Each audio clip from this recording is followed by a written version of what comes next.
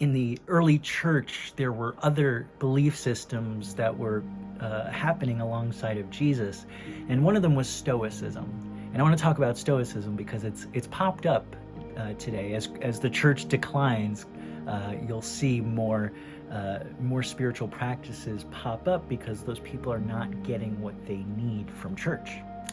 So Stoicism popped up back then, and it was a very practical way of living life, kind of learning to manage your emotions and manage yourself. But one of their key ingredients to that philosophy was momente mori. I think I said that right. You can check. But the translation is, remember that you're going to die. And that may sound morbid, but the Stoics were kind of morbid. If you've ever hung out with somebody and you say you're very stoic, they kind of have a flatness to them, but a very reasonable approach to life. And, I think truth is found in all things. Romans, actually, Paul writes that creation itself speaks to God. So I think this was an organic movement.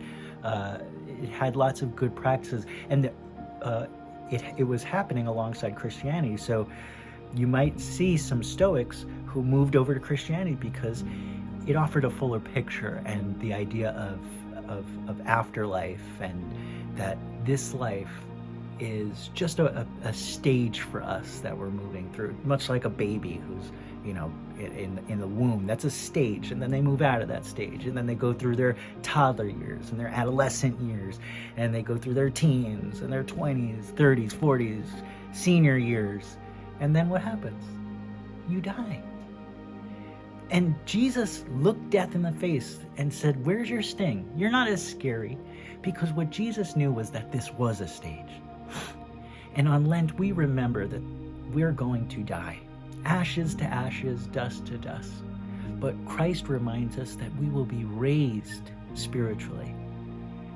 With that said, if you take on that philosophy that you will die one day, it can reorient you, not to live life day by day, but rather to live life like one was writing a book.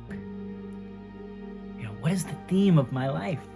Or am I just words? Am I just an existence? What is the purpose? What acts did I do? Or did I get stuck my whole life and that's my story? Remember, you will die. Ashes to ashes, dust to dust. That's what Lent is all about. And don't deceive yourself into thinking that won't happen. That's what Jesus wanted to impress upon us the most.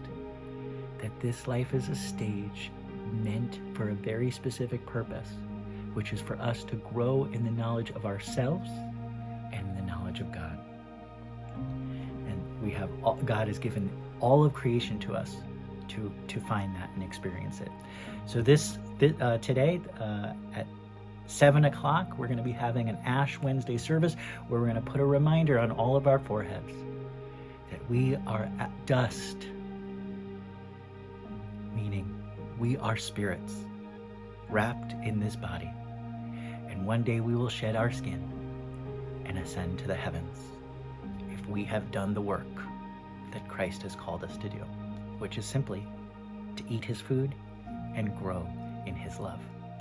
I hope you can make it. Right before that, we're going to pig out eating pancakes because we couldn't do it yesterday. We're going to have Shrove Tuesday here at our church from 5 to 7, and then you can join us right after for a service in our sanctuary.